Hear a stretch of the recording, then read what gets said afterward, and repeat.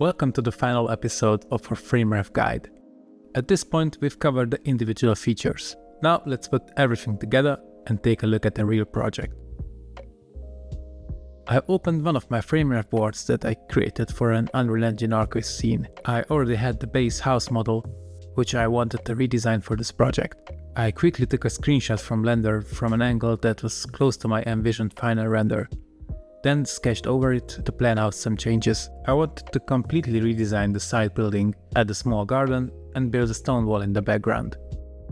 I gathered a number of photo references. One of my main goals was to extend the house with a modern glass section.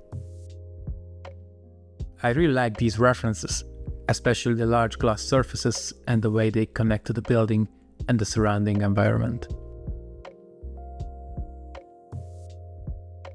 I envisioned a large garden, along with a stone wall similar to these references. I also collected a few images for the interior of the side building. And over here, I gathered a color palette by sampling colors directly from my reference images using the color picker. I also found a few camera movement references that matched the style that I wanted for the final render. To make working alongside FrameRef easier, the first thing I do is enable the Always on Top function.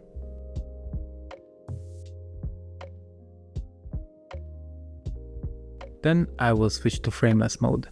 This way, while working in applications like Blender, I can always keep my reference board visible without it getting in the way. And here you can see the updated model after redesigning the building.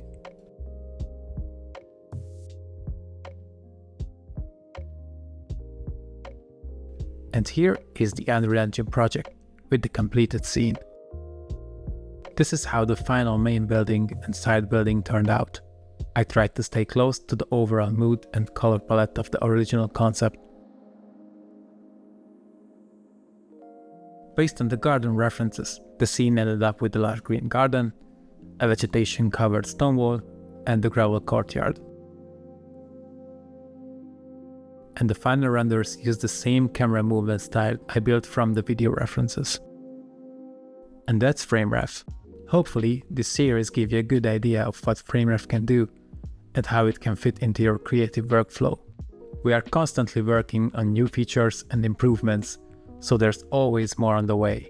And if you would like to try FrameRef, you can start with a free trial and explore everything it has to offer. Thanks for watching, and I will see you in the next one.